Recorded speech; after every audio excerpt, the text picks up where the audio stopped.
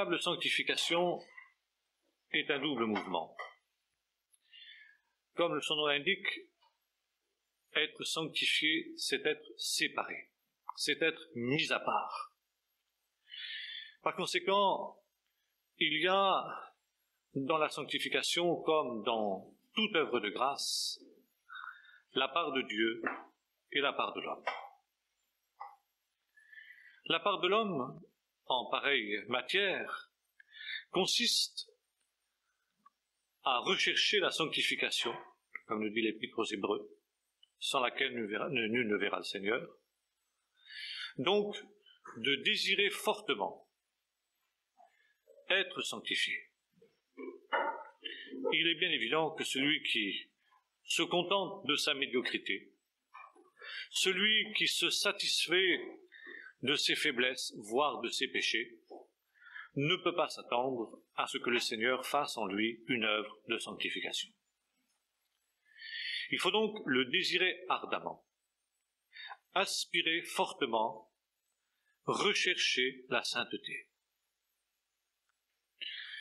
À partir du moment où nous avons ce désir ardent, cette recherche, qui peut être créée par Dieu, car Dieu est celui qui crée en l'homme le pouvoir et le faire, le vouloir et le faire. Et il est tout à fait possible qu'un chrétien tiède, qui prend conscience de sa tiédeur, qui constate honnêtement au fond de lui-même qu'il ne souhaite pas véritablement être sanctifié, puisse crier à Dieu en disant « Seigneur, crée en moi cette soif ». Et le Seigneur répondra bien évidemment à cette prière. À partir du moment où il y a cette soif, le deuxième stade, c'est donc une séparation, l'acte de l'homme, par lequel l'homme coupe avec ce qui est le monde, le moi, la vieille nature, le péché conscient, le péché connu. Il s'agit là d'une position. Paul développe longuement ce sujet dans la deuxième partie de l'Épître aux Romains, chapitres 6, 7 et 8 en particulier, n'est-ce pas? Quand il définit cette position comme une position de mort, Paul emploie cette expression, la mort. Mort à soi-même, mort avec le Seigneur sur la croix, identification avec le Seigneur dans sa mort. On retrouve ces notions-ci dans l'Épître aux Galates et dans d'autres épîtres de Paul, n'est-ce pas? Qu'est-ce que c'est que la mort? La mort, c'est une séparation, une coupure, une rupture. Paul l'exprime d'une manière très claire dans l'Épître aux Romains quand il dit « Celui qui est mort en a fini avec le péché ». Il reprend aussi l'image, vous savez, du veuvage, en disant, eh bien, la loi qui lie un homme à sa femme est en vigueur aussi longtemps que le mari est vivant. Mais si le mari meurt, la femme n'est plus soumise à la loi. De même, nous aussi, nous sommes morts avec le Seigneur. Par conséquent, la loi du péché et de la mort n'a plus non plus de force, de puissance sur nous. Donc, cette mise à mort de la chair, c'est aussi ce que Jésus évoquait à maintes reprises quand il dit « Si quelqu'un veut venir après moi, qu'il se charge de lui-même, qu'il se charge de sa croix et qu'il me suive ». C'est une notion que Paul n'a fait que reprendre finalement de l'enseignement de Jésus lui-même. Donc, renoncement à soi-même, ça veut dire renoncement à rechercher ses intérêts, son bien-être, finalement ce qui est la recherche de l'homme naturel, ce qui est propre à satisfaire son égoïsme, ce qui est propre à satisfaire son orgueil. Et à cette recherche-là, qui est l'aspect négatif de la sanctification, se substitue une autre recherche, que Jésus définit comme étant la recherche du royaume des cieux et sa justice. Cherchez premièrement le royaume des cieux et sa justice. Cherchez à plaire à Dieu. Cherchez la gloire de Dieu, que vous mangiez, que vous buviez, que vous fassiez n'importe quelle autre chose, dit l'apôtre Paul, faites tout pour la gloire de Dieu. Que le plus humble de nos actes n'ait d'autre but que de glorifier le Seigneur.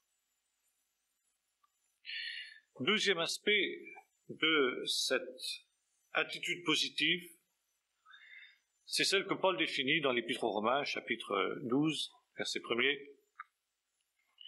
En quelque sorte, il dit, eh bien, offrez vos corps en sacrifice vivant et saint.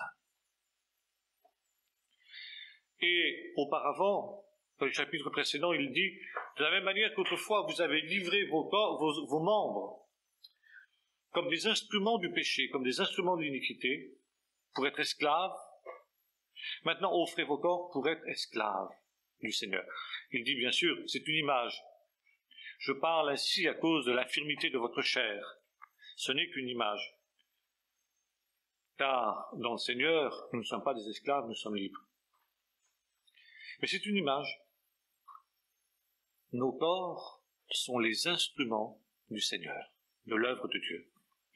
Comme disait, avec juste raison, un homme de Dieu, je ne sais plus lequel, peu importe, il disait ceci, le Seigneur, depuis qu'il est remonté au ciel, n'a plus d'autres mains que nos mains.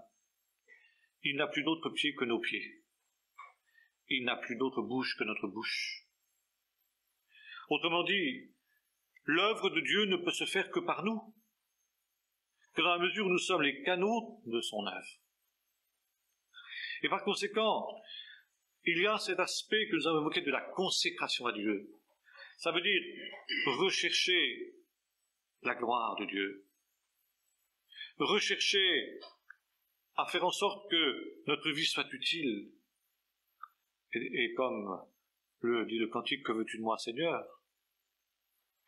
Ta volonté première dans ma vie, non pas ce que je veux, mais ce que tu veux, comme disait Jésus lui-même au Père, n'est-ce pas? Ce qui est important, c'est ce que tu attends de moi, Seigneur. Et Jésus disait ailleurs aussi, ma nourriture, c'est de faire la volonté de celui qui m'a envoyé, d'accomplir son œuvre. Ça, c'est le langage de la consécration. Alors la consécration englobe tous les domaines de notre vie. Notre être profond, et puis tout ce qui touche de près ou de loin notre vie. Et je me souviens de l'expérience de cet homme de Dieu qui avait été puissamment visité par l'Esprit de Dieu, et qui avait senti ce besoin de se consacrer au Seigneur. Il faut dire se sanctifier, ça veut dire, c'est le même mot, finalement. Et qui prenait un à un tous les objets qu'il avait chez lui, autour de lui, et en quelque sorte, il dit, Seigneur, ça aussi, prends ça. C'est-à-dire, il n'y a plus aucun domaine réservé. Il n'y a plus aucun domaine où je suis le maître, où je me conduis moi-même, où je dirige moi-même ma propre vie. Mais tout mon être est soumis à la souveraineté du Seigneur. Alors, nous disons, c'est mes membres, c'est mes pensées, c'est ce que je possède, c'est mes forces, c'est mon temps, c'est mon argent, c'est mes biens, c'est ma famille. Bref, n'est-ce pas? J'offre tout au Seigneur, comme l'Israélite amené sur l'autel, n'est-ce pas? Le sacrifice qu'il offrait au Seigneur, qui était ensuite entièrement consumé par le feu. De la même manière, notre être entier, ce que nous sommes, ce que nous possédons, est apporté sur l'autel du Seigneur pour être entièrement consumé par le feu de l'Esprit. Ça veut dire que le Seigneur le reçoit, n'est-ce pas? Alors bien sûr, cet acte de sanctification, c'est un acte qui est comme l'acte de la conversion d'une certaine manière. Je dirais qui devrait d'ailleurs, pratiquement, lui être contemporain. Mais bien évidemment, il n'en est pas toujours ainsi dans les faits. Néanmoins, cet acte ne devrait pas tarder à suivre l'œuvre de la conversion. Et à partir du moment où nous avons fait cet acte qui est un acte décisif, aussi décisif que l'acte de la conversion, ça ne veut pas dire pour autant que la victoire est acquise définitivement. Car de la même manière que quand nous nous convertissons, nous avons ensuite à veiller. Quand je dis Jésus prendre sa croix tous les jours,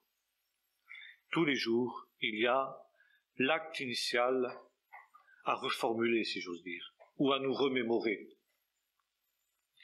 Car nous pouvons être amenés, sans nous en rendre compte, petit à petit, par le jeu de l'habitude, par le conditionnement qui nous entoure, par l'assouplissement spirituel, par mille et mille une choses, à voir le niveau de notre consécration s'estomper, baisser. Et il est nécessaire que de temps en temps il y ait un acte de reconsécration, si j'ose dire. Ça dépend des individus, bien sûr. Mais de temps en temps, il faut qu'il y ait cet examen profond où en est ma consécration, n'est-ce pas? Et puis, peut-être nous découvrons des aspects nouveaux de ce que constitue cette consécration au Seigneur. Donc ici, il y a les deux aspects. Rupture avec le monde, avec le péché connu, avec le moi, avec l'intérêt charnel, l'égoïsme, l'orgueil de l'homme, et puis ensuite, consécration au Seigneur. Ça, c'est donc un acte immédiat, si j'ose dire. Et nous avons vu que nombre de prédicateurs, notamment à partir de Wesley, ont considéré qu'il s'agissait là de ce qu'ils appelaient la deuxième expérience, qu'ils assimilaient avec le baptême dans le Saint-Esprit, dans la mesure où la consécration étant effectuée, il n'était pas rare dans leur réunion que le Saint-Esprit vienne comme le feu descendait sur l'Holocauste, n'est-ce pas?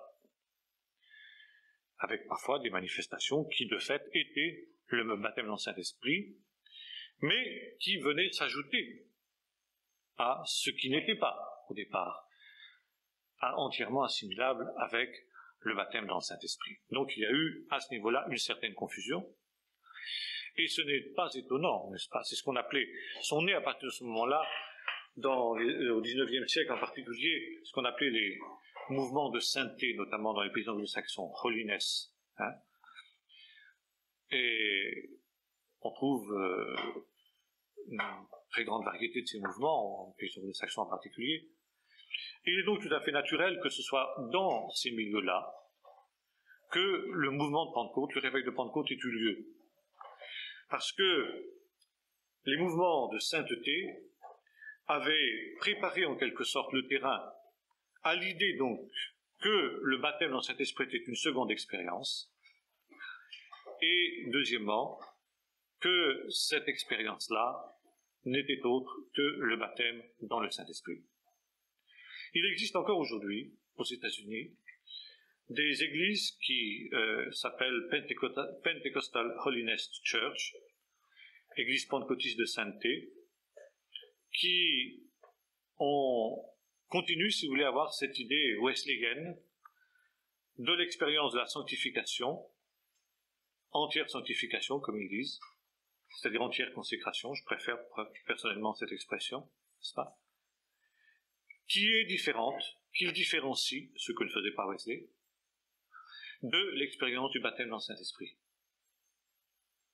La plupart des pentecôtistes classiques, Assemblée de Dieu, Church of God ou apostolique, etc., ont laissé tomber la terminologie wesleyenne en général, mais certaines églises, donc notamment aux États-Unis, disais-je, ont gardé cette terminologie-là. En tout cas, ceci étant dit, et s'il est vrai que les méthodistes et les mouvements de sainteté, n'est-ce pas, ont rendu un immense service au christianisme en rappelant cette vérité d'une sanctification qui, de fait, à l'époque de la Réforme, avait été un peu escamoté dans l'euphorie, n'est-ce pas, et l'insistance qui a été mise sur la justification par la foi, il n'en est pas moins vrai que la sanctification contient aussi un autre aspect. Si elle est immédiate, si elle est décisive, elle est aussi progressive. À partir du moment où il y a cette position qui a été prise par le croyant, de l'entière consécration de son être au Seigneur, tout n'est pas gagné, loin de là. Car il y a, comme le disent de nombreux textes bibliques, une marche de progrès en progrès qui s'impose. Si nous avions atteint la perfection tout de suite, il n'y aurait plus besoin de progression. Paul lui-même, dans l'Épître aux Philippiens, nous dit qu'il n'a pas atteint le but ni atteint à la perfection, mais qu'il court pour tenter de l'atteindre. Donc si Paul n'avait pas encore atteint la perfection, dites donc, je crois que c'est pas la peine d'insister. Hein. Maintenant, Pierre aussi nous dit cela, croissez dans la grâce et dans la connaissance. Croître en grâce et en connaissance, ce sont les deux aspects de la sanctification. Premièrement, la connaissance. En effet, nous avons besoin d'une connaissance toujours plus grande de ce qui est juste, de ce qui est saint, de ce qui est agréable aux yeux de Dieu, et par opposition de ce qui n'est pas agréable aux yeux de Dieu dans notre vie, pour pouvoir progresser. Car il est une règle dans la pédagogie de Dieu, c'est que Dieu nous prend tels que nous sommes. Et il nous prend tels que nous sommes sans rien demander, si ce n'est le désir de vouloir marcher avec lui. Le Seigneur n'exige pas de la femme adultère qu'elle soit parfaite du jour au lendemain. Il exige simplement qu'elle rompe avec son péché. Ça, c'est évident. Il n'exige pas de Zachée ou de Lévi, qui est assis à son bureau de péage, qu'il devienne parfait au moment où il répond à son appel. Ce qui, d'ailleurs, est un sujet de scandale pour les pharisiens. Comment il appelle des pécheurs, des publicains, des prostituées, des gens de mauvaise vie. C'est pas normal. C'est pas... Non. Le Seigneur prend les hommes tels qu'ils sont. Le Seigneur nous prend tels que nous sommes, parfois encore avec des failles énormes dans nos vies. Et si j'ose dire, Dieu ajuste son pas à notre pas. N'est-ce pas ? Il se met à marcher à notre pas. Seulement, il ne fait pas cela pour que nous restions ce que nous sommes. Dieu nous prend tels que nous sommes, mais pour nous transformer et nous rendre semblables à ce qu'il est. Et cette œuvre de grâce, qui est uniquement grâce, qui n'est pas le résultat des efforts de l'homme, qui n'est pas le résultat d'un ascétisme, cette œuvre de grâce est une œuvre qui se fait sur la base du oui de l'homme.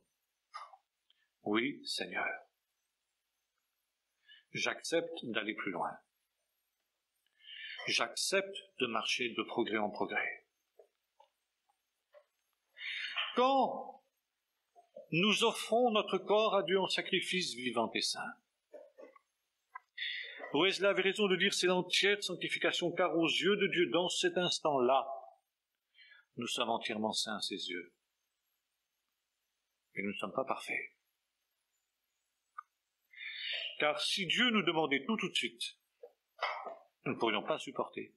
Il nous briserait. Et Dieu voit quoi? En quoi sommes-nous saints à ses yeux? En ce que disait David. Crée en moi un cœur pur et renouvelle en moi un esprit bien disposé. La marque de la sainteté, c'est un esprit bien disposé. Seigneur, concernant ce que j'ai compris de ta volonté, autant que cela dépend de moi, je m'y suis soumis. C'est bien, bon et fidèle serviteur. Seulement, ne te crois pas arrivé pour autant. Ce n'est que le début. Car tu prends ta Bible et qu'est-ce que tu lis? Soudain, un verset qui te parle et qui te montre dans ta vie quelque chose auquel tu n'avais jamais fait attention. Et tu dis, mais Seigneur, c'est vrai. Mais il y a ça, je suis un misérable. Je pensais pas que ça te déplaisait, mais je vois dans ta parole, je crois dans la connaissance, et cette connaissance m'amène à m'affliger sur moi-même parce que avoir des choses, des failles que je n'avais jamais vues auparavant. Mais c'est justement ça. C'est pour ça qu'elle est faite, la parole, justement.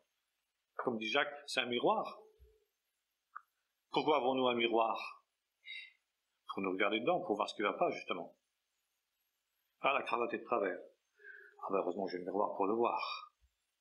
Et vous connaissez l'histoire vraie de ces missionnaires qui étaient arrivés à Madagascar avant le réveil et qui avaient offert à la vieille reine, qui était un abominable tyran, n'est-ce pas, qui régnait sur l'île et qui était en même temps laide comme les 7 péchés capitaux, si j'ose dire, n'est-ce pas, lui avait donné un miroir, et quand elle avait vu l'horreur dans le miroir, elle avait cassé le miroir.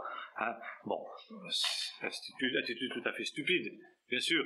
On peut agir comme ça vis-à-vis de la parole de Dieu, le miroir. Hein. Mais on peut aussi dire, ah, Seigneur, c'est vrai, je ne savais pas que j'étais comme ça. Donne-moi ta grâce. Donne-moi ta grâce pour corriger ça. Donne-moi ta grâce pour mettre de l'ordre dans ce qui a besoin de l'être. Croissez dans la connaissance et dans la grâce. La connaissance nous amène à soupirer après la grâce. Et Jean nous dit, nous avons tous reçu grâce sur grâce. Eh oui. Nous sommes transformés de plus en plus à son image de gloire en gloire, dira l'apôtre Paul. Comme parle le Seigneur, l'Esprit. Et quand nous avons fait cela, le Seigneur dit, c'est parfait. Maintenant tu es saint, tu es resté saint. Et puis soudain, c'est plus la parole soudain qui va nous parler, mais c'est le Saint-Esprit. Soudain, le Saint-Esprit est attristé, nous ne trouvons plus la communion avec Dieu, nous disons, mais Seigneur, qu'est-ce qui se passe? Qu'est-ce que j'ai fait? Et puis soudain, le Saint-Esprit nous dit, mais telle parole que tu as dite là, tu crois que c'était véritablement juste, saint? C'est pas quelque chose que dont la parole parle, mais on sent bien, dans la communion de Dieu, qu'il y a quelque chose qui ne va pas. Et en nous sanctifiant aussi. Et puis, ça peut être aussi par un frère qui, soudain, par une parole, une réflexion, disons, mais là, je n'agis pas bien, mon comportement n'est pas juste.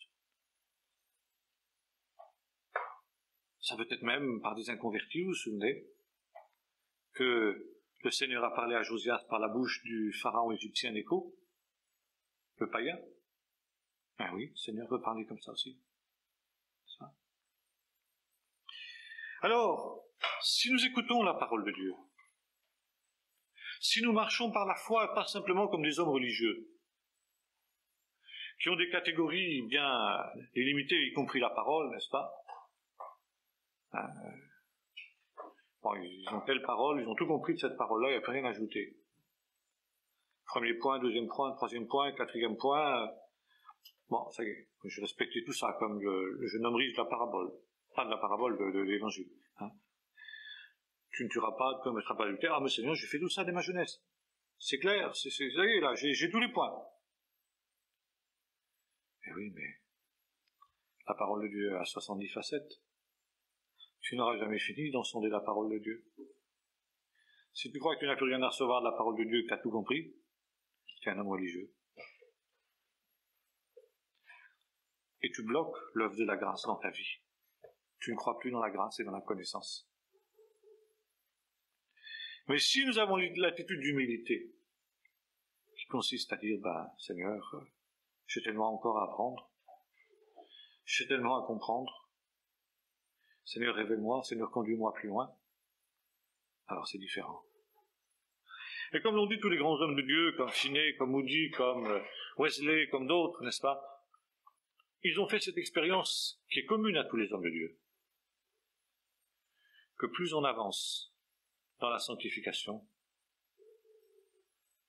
plus on devient humble, car plus on prend conscience qu'on est des pécheurs. Alors évidemment, il y aurait un aspect assez décourageant dans cette vision-là. Dire, alors là, si le fait de progresser en sanctification, c'est nous faire prendre, puis encore, de multiples formes de péché en nous, oui. Mais il y a péché, si j'ose dire. Bien sûr, celui qui arrive à ce stade de sanctification, ou comme le disait Finney, sa conscience est aussi délicate qu'une balance, en sorte qu'une plume suffit à la faire pencher, à la faire basculer, n'est-ce pas? Eh bien, il est évident que le péché dont il s'affligera, le péché qu'il cherchera à vaincre en lui, ne sera plus le péché scandaleux ni grossier dont il a été délivré à sa conversion, bien sûr. Ça tombe sous le sens. Mais ce seront justement ces petites choses auxquelles on ne pense pas. Une parole, peut-être l'intonation d'une parole, un mouvement d'humeur, une attitude qui n'était pas juste,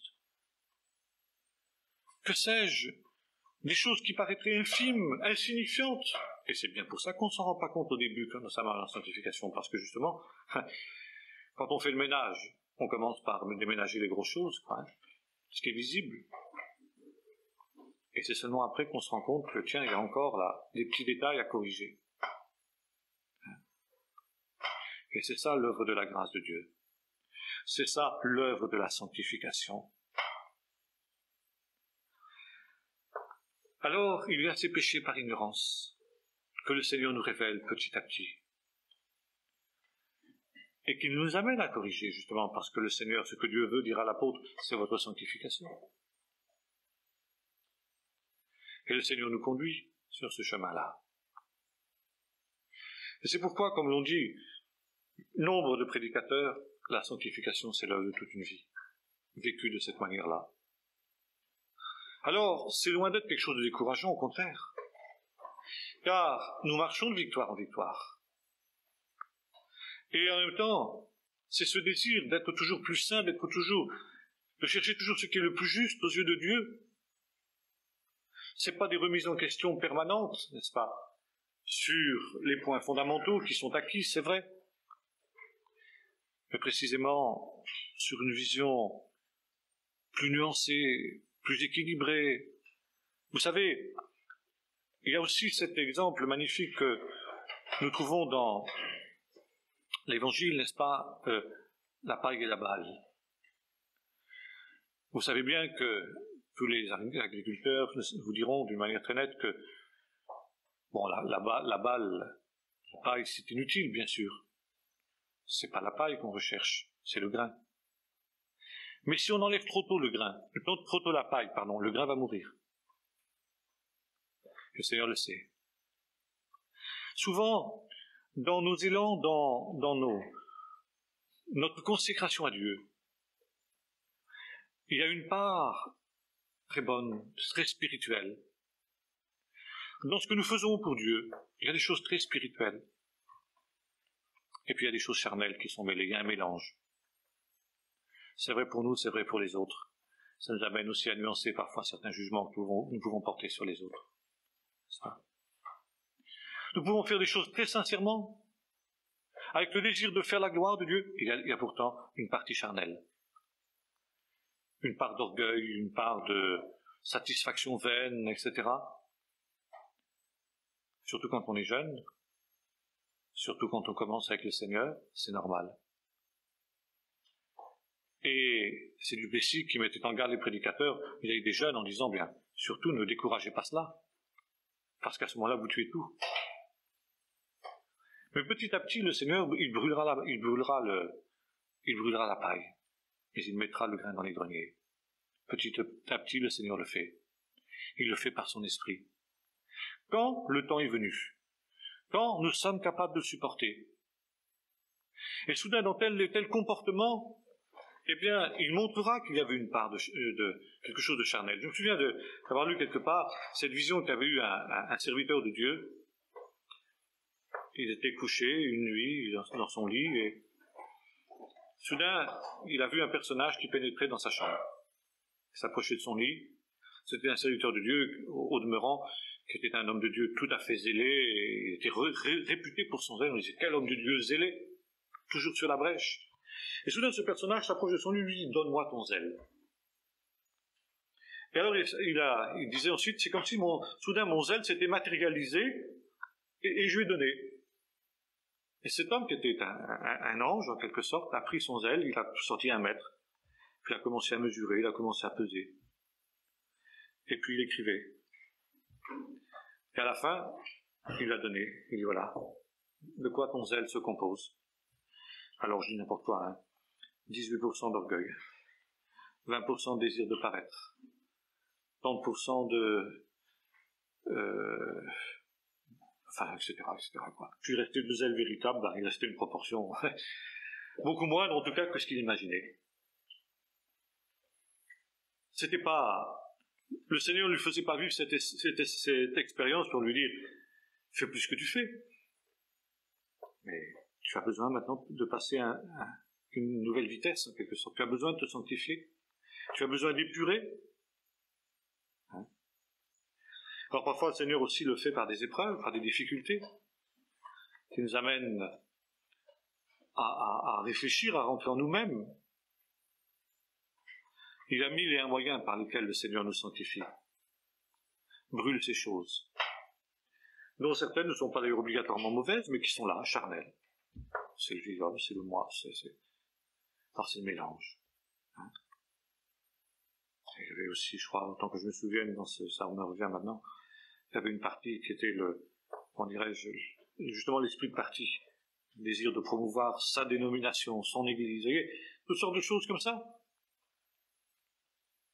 Et c'est un tout. On dit, mais on fait ça pour le Seigneur. Ben oui, bien sûr, c'est vrai, c'est pas faux. Mais il y a des choses à épurer. Et c'est ça l'œuvre de la sanctification. C'est ça qui prend évidemment toute la vie. Alors ce pauvre serviteur de Dieu ce matin-là, quand l'ange est parti, qu'il s'est réveillé, il était un peu découragé, il dit, mais Seigneur, c'est vrai, il s'est reconnu, il dit, c'est vrai, c'est comme ça. Ça, on prend un peu le bouillon, mais en même temps, ça donnait une nouvelle dimension à son ministère après. Parce que quand le Seigneur nous révèle ces choses, la connaissance, c'est pour ensuite donner la grâce, pour triompher de ces choses, et nous donner la force de marcher plus loin. Alors évidemment, on pourrait continuer longtemps sur ce thème, mais résumons-nous à dire, finalement, que la sanctification a ces 2 aspects. Immédiat et progressif. C'est pas contradictoire, c'est complémentaire. En même temps, pas contradictoire, la part de l'homme, la rupture avec le péché, la rupture avec le monde, la rupture avec le moi, la consécration à Dieu, et puis ensuite l'œuvre de Dieu qui nous donne la grâce et de nous révéler ce qui a besoin d'être fait encore, et nous donne la force de le vaincre. D'en être vainqueur, n'est-ce pas? Donc, si vous voulez, voilà en gros, bien sûr, très schématiquement, ce qu'on peut dire de la sanctification. Arrivé à ce stade, se pose une question qui a été souvent débattue et qui reste encore très débattue dans l'Église, les églises évangéliques en particulier. C'est la question de la sécurité du salut. C'est-à-dire que celui qui a été sauvé, celui qui a fait l'expérience du salut qui est en Jésus-Christ, peut-il ou non finalement voir toute cette œuvre-là annulée et en dernier ressort être perdu? Et là, il y a deux parties de l'Église qui répondent différemment. Il y a une partie de l'Église qui répond « Non, c'est pas possible. Une fois sauvé, toujours sauvé. » Et l'on cite des textes où Jésus dit « Mes brebis, personne ne les ravira de ma main.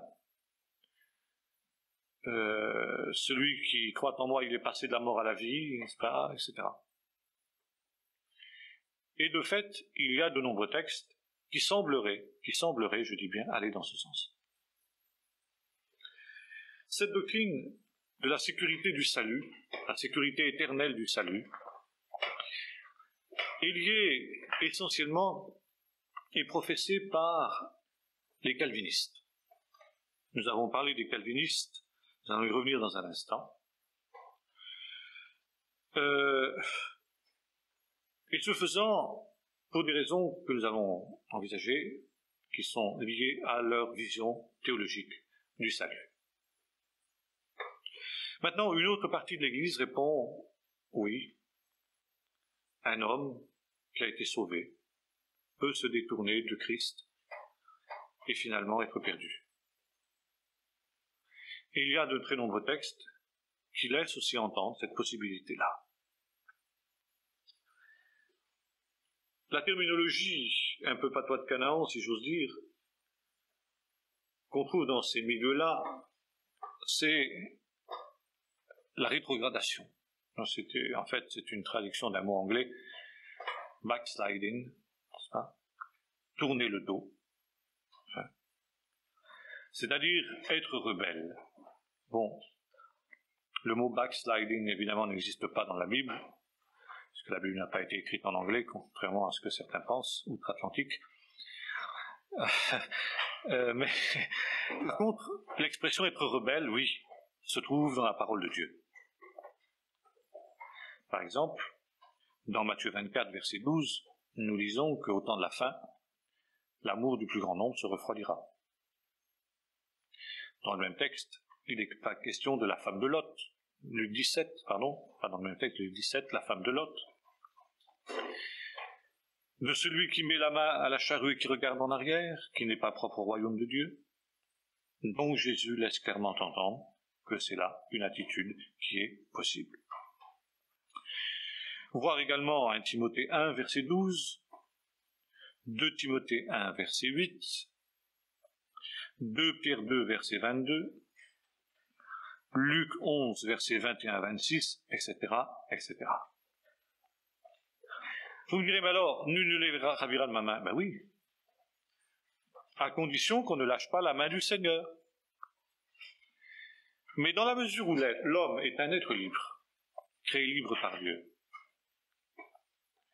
quand cet homme a dit oui au moment de la conversion, Dieu l'attache-t-il en sorte que si cet homme, pour une raison ou pour une autre, décide d'apostasier, décide de se détourner de l'Évangile, Dieu l'en empêchera-t-il? Il essaiera de l'en dissuader, ça c'est sûr. Le Saint-Esprit plaidera avec lui pendant tout un temps. Nous voyons cela, par exemple, avec l'église de Laodicée, qui était dans cette situation. Je me tiens à la porte et je frappe, dit le Seigneur. Et le Seigneur lui révèle sa situation, son état, l'appel à la repentance. Paul parle à certains Corinthiens qui ont pour Dieu leur ventre et dont la fin sera la perdition, dit l'apôtre Paul. L'Épître aux Hébreux met en garde ceux qui ont été éclairés et qui ensuite sont revenus en arrière et qui ont goûté, après avoir goûté déjà aux arts du monde venir. Les épîtres à Timothée, la deuxième épître de Pierre et l'épître de Jude font allusion à ceux qui semblables à ces anges qui n'ont pas gardé leur dignité, sont revenus comme la truie lavée, n'est-ce pas, qui s'est vautré dans le bourbet fangeux, le chien qui est revenu à ce qu'il a vomi. Donc ce sont là des attitudes possibles. Comme dit l'apôtre Paul, comme dit là l'épître aux Hébreux, bien que nous parlions ainsi, bien aimés, nous avons évidemment d'autres espoirs pour vous, cela, n'est-ce pas? Mais l'apôtre tient à les mettre en garde, disant attention, c'est pas gagné. Si vous ne veillez pas, si vous ne persévérez pas, vous avez ce risque. Et c'est pourquoi il nous est dit dans le livre des Actes que les premiers chrétiens persévéraient. La persévérance, n'est-ce pas, est une grande réalité théologique. Et c'était les puritains, n'est-ce pas, qui avaient cette doctrine, peut-être propre à réconcilier les tenants des deux doctrines d'ailleurs. Ils appelaient ça la doctrine de la persévérance des saints. C'est-à-dire que si quelqu'un, disait-il, a véritablement été sauvé profondément, il persévéra jusqu'à la mort. Si quelqu'un lâche en route, c'est qu'il lui a manqué quelque chose. Bon. Tout n'est pas faux dans cette doctrine. Elle est peut-être aussi un peu excessive. Car on connaît des cas où certains ont véritablement été sauvés et puis, pour toutes sortes de raisons, se sont relâchés. Bon, nous savons aussi qu'il y avait des masses qui avaient abandonné Paul. Je ne pense pas que Paul ait pris comme collaborateur quelqu'un qui n'était pas véritablement né nouveau, n'est-ce pas? Bon. Donc, voyez-vous, quelle que soit la manière dont on envisage le problème, le témoignage biblique et l'expérience montrent qu'il est possible de rétrograder, comme on dit dans notre jargon, c'est-à-dire finalement, de perdre son salut. Je sais que certains calvinistes feront des calembours faciles à ce niveau-là, en disant, un tel, il est en train de courir après son salut qu'il a perdu. Bon, c'est des choses vraiment basses, n'est-ce pas, que ce genre de plaisanterie douteuse, n'est-ce pas, et qui évidemment ne peut en aucune manière avoir valeur d'argument théologique sérieux. Je le signale simplement parce que certains se permettent ce genre de plaisanterie avec des choses tellement sérieuses que c'est assez pitoyable de plaisanter à ce niveau-là. Mais ça existe, je le signale. Maintenant, revenons sur cette question de la sécurité du salut pour voir quels sont les arguments qui sont apportés par les deux parties. Les partisans de la sécurité du salut sont essentiellement, avons-nous dit, les calvinistes. Les calvinistes, comme Augustin, affirment que le salut, nous l'avons vu, vient entièrement de Dieu. L'homme n'y est strictement pour rien, car il y a une élection préalable de Dieu qui fait que celui qui est sauvé est éternellement élu de Dieu, sans qu'il l'ait choisi, sans qu'il l'ait décidé, par le bon vouloir de Dieu. Alors on dira, mais Dieu est injuste. Pourquoi sauve-t-il les uns et pas les autres? Et les calvinistes, je dis les calvinistes car je ne dis pas Calvin. Je crois que Calvin était beaucoup plus nuancé que ça. Et qu'on lui a mis sur le dos un certain nombre de choses, de conclusions en tout cas, qu'il aurait peut-être nuancées. C'est difficile de faire parler un mort, d'ailleurs c'est interdit par la parole de Dieu, mais enfin on peut s'interroger.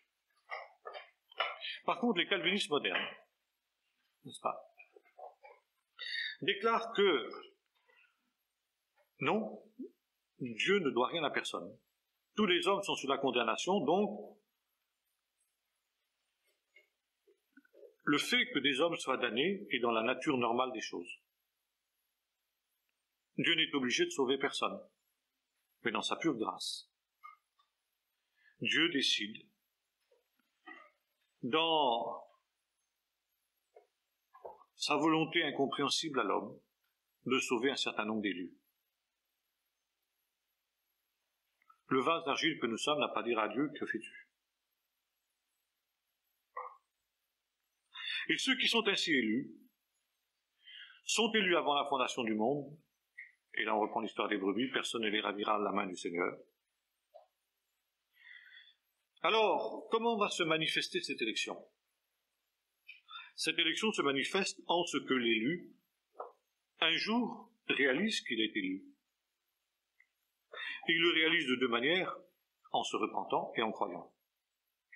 S'il a une foi ferme, soudain, s'il reçoit le don de la foi, alors il peut avoir la certitude qu'il est élu. C'est l'œuvre du Saint-Esprit en lui, c'est pas son œuvre. Le salut étant le résultat d'un décret divin. Mais le péché, bien sûr, est toujours la responsabilité de l'homme. Donc, selon la doctrine calviniste, Jésus n'est mort que pour les élus et non pas pour le monde entier, ce qui est anti-biblique. De ce fait, celui qui a été sauvé une fois est toujours sauvé. Que se passe-t-il de ceux qui deviennent des blasphémateurs? Que se passe-t-il de ceux qui deviennent ensuite des ennemis de Dieu? Ils sont quand même sauvés. Une fois sauvés, toujours sauvés. Alors, vous voyez à quelles aberrations arrive la doctrine calviniste. Bon, voir des textes comme Psaume 10, verset 29, Romains 11, verset 29, Philippiens 1, verset 6, 1 Pierre 5, etc., qui sont les textes auxquels on se réfère en général pour prouver ce genre d'assertion, mais en oubliant les autres textes. Mais on voit ici combien il est dangereux de construire une doctrine à partir d'un certain nombre de textes pris au hasard. Vous savez, comme disait un prédicateur, la Bible au rouleau de scotch, quoi. On prend des ciseaux, on découpe, toc, on met les versets les uns au bout des autres, et puis... Hein? Non, c'est pas comme ça qu'il faut faire. Il faut prendre l'ensemble des textes. À côté donc du calvinisme, il y a, nous avons vu ça la dernière fois, le deuxième courant du monde évangélique, qui est d'ailleurs le plus nombreux, il faut reconnaître, c'est l'arminianisme, du nom de l'évêque hollandais Arminius, dont nous avons déjà parlé la dernière fois en histoire de l'Église d'ailleurs, n'est-ce pas, qui, lui, à l'encontre de Calvin, dit « Jésus n'est pas mort seulement pour les élus, il est mort pour tous les hommes. Il est mort pour les péchés du monde entier. » Il y a de très nombreux textes qui le disent. Ça, c'est clair. Dieu, ce faisant, veut que tous les hommes soient sauvés et arrivent à la connaissance de la vérité biblique, n'est-ce pas? 1 Timothée 2, versets 4 et 6, Hébreux 2, verset 9. Donc, en Jésus, l'offre du salut par la foi, l'invitation à croire et à entrer dans le salut est offerte indistinctement à tous les hommes. Tous les hommes ont donc la possibilité d'être sauvés. Il n'y a pas une espèce d'arbitraire de Dieu, mais l'homme se détermine librement. Il répond ou il ne répond pas à cette invitation de la grâce de Dieu. Alors diront les calvinistes, il y a pourtant des textes qui parlent de la prédestination de Dieu. Romains 9, Romains 12, ceux qu'il a connus d'avance, il les a prédestinés à être semblables à l'image de son Fils, afin que son Fils soit le premier-né entre plusieurs frères. Qu'est-ce que vous faites de ces textes-là? Et Arminius de répondre, c'est tout simple. Dieu a connu d'avance ce que serait la réponse de chaque homme placé devant l'Évangile. Dieu qui voit toutes choses d'avance, qui appelle les choses qui ne sont pas comme si elles étaient, a pu voir d'avance qu'un certain nombre de gens placés devant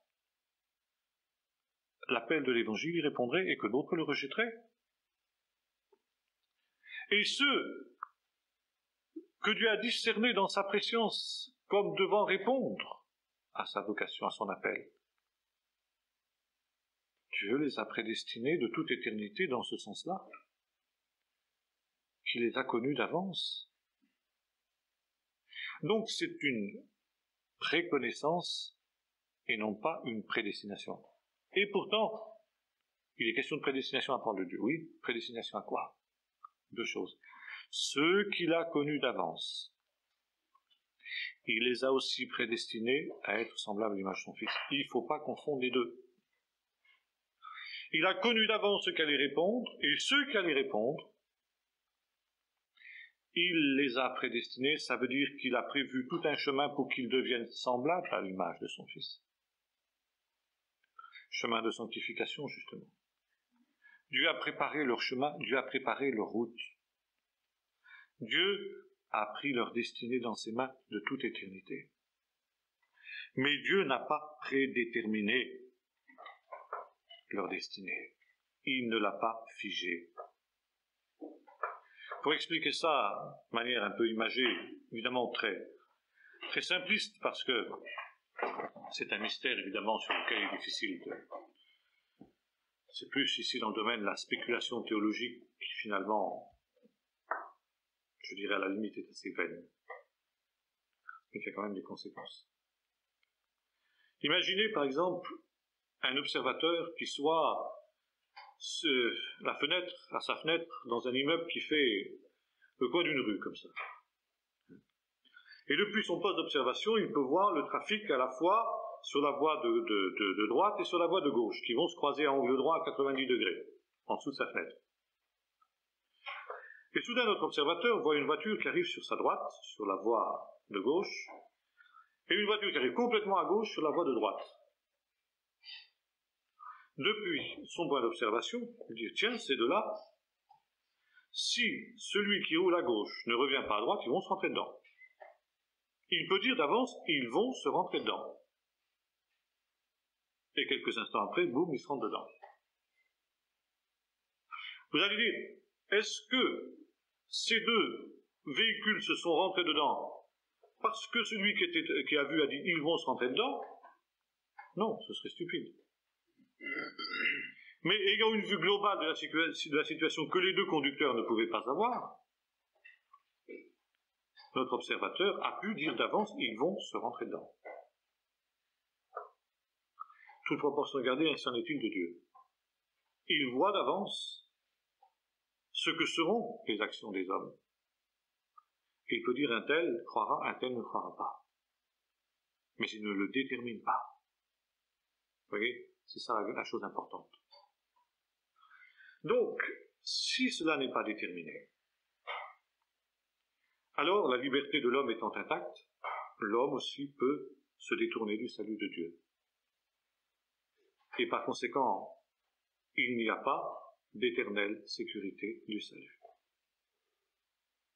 Entre parenthèses, même dans les milieux évangéliques et pentecôtistes, parfois, épisodiquement, comme des modes, vous savez, comme la tombite ou bien la démonologie, ces trucs-là reviennent. Hein.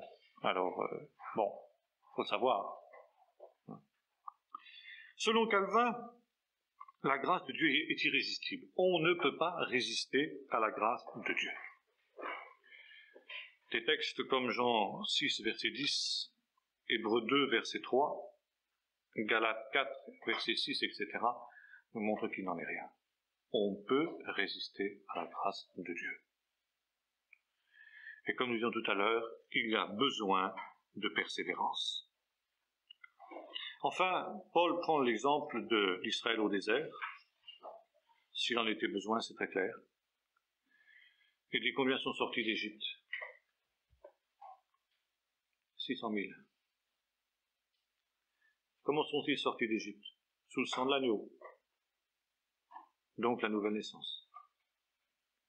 Ils ont été baptisés en passant dans la mer Rouge, baptême d'eau. Ils ont été baptisés dans la nuée, baptême dans le Saint-Esprit. Ils avaient la Sainte Seine, ils mangeaient la manne, et ils buvaient l'eau du rocher, le pain et le vin, la Seine.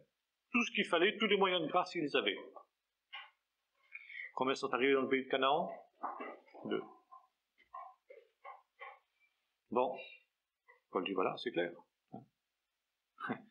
Le fait d'avoir eu part à ces moyens de grâce n'est pas une preuve qu'on arrivera au bout. Ceux qui sont arrivés pourquoi? Parce qu'ils ont persévéré dans la foi, dit Paul. Et par conséquent, c'est la persévérance de la foi, et finalement on revient à ce texte fondamental, le juste vivra par la foi. Maintenant, il y a une dernière réflexion que je voudrais faire avant de terminer sur ce chapitre, qui est une parole de Calvin, parole intéressante, qui peut-être un petit peu résume les affaires. Il a écrit ceci: si quelqu'un ne poursuit pas la sainteté,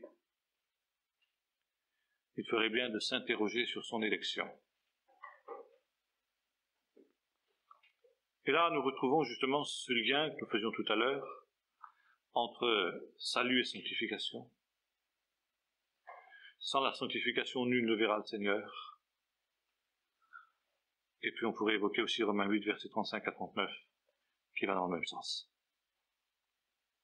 Donc, il nous faut être extrêmement équilibré, extrêmement d'aplomb quand nous parlons du salut. Maintenant, peut-être un dernier mot, qui ouvre une perspective ici dans laquelle il nous faut nous avancer avec une extrême prudence. Car la Bible nous dit d'une manière très claire qu'il n'y a de salut en aucun autre, et qu'il n'y a sous le ciel aucun autre nom qui ait été donné aux hommes par lequel ils puissent être sauvés. Mais, nous pouvons nous poser la question, ceux qui n'ont jamais entendu la parole de Dieu, qui n'ont jamais eu l'occasion de l'entendre,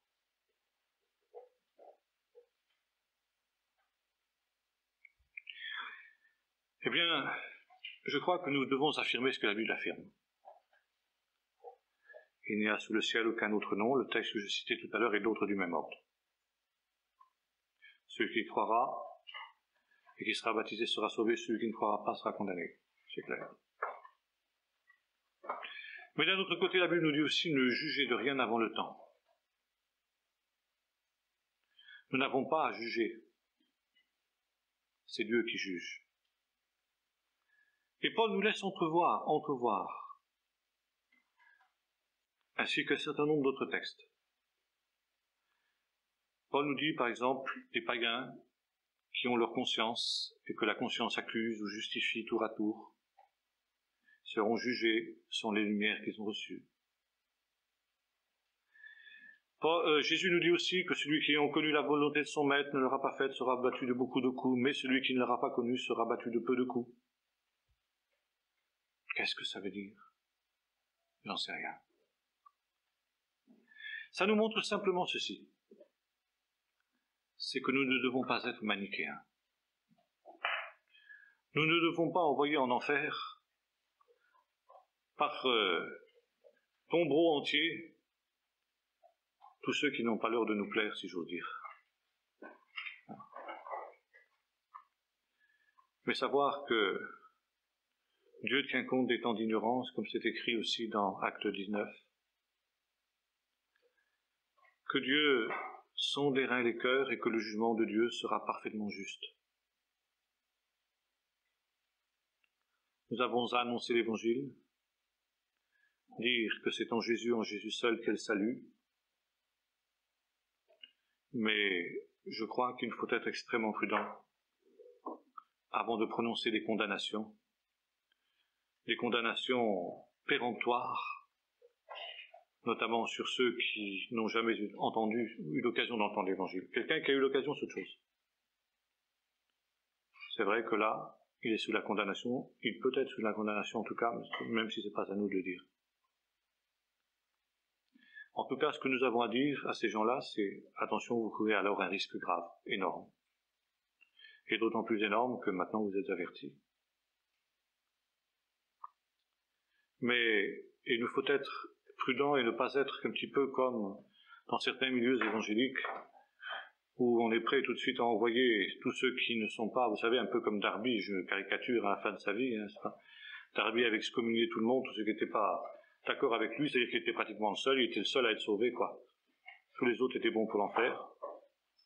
Catholiques, protestants, baptistes, frères larges, tout ce monde-là était allé en enfer, quoi. Bon, c'était évidemment l'extrême.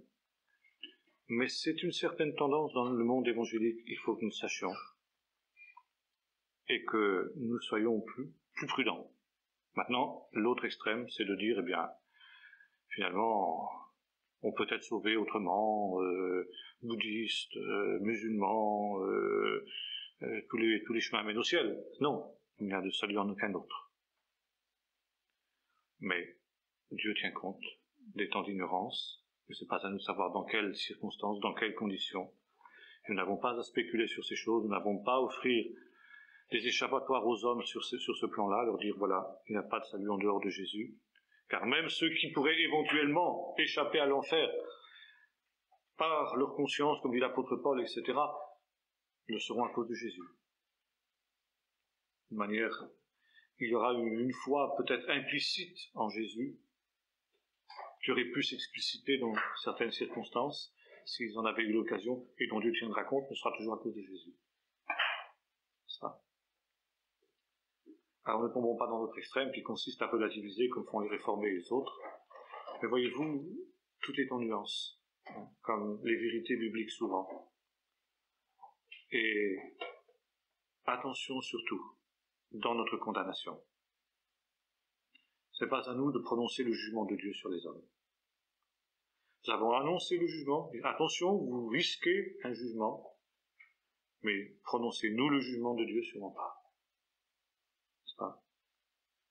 Nous avons proclamé la bonne nouvelle, dire, eh bien, la colère de Dieu repose sur celui qui ne se détourne pas de ses péchés, n'est-ce pas?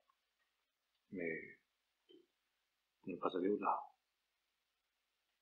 Bien, est-ce que vous avez des choses à dire là-dessus avant de terminer?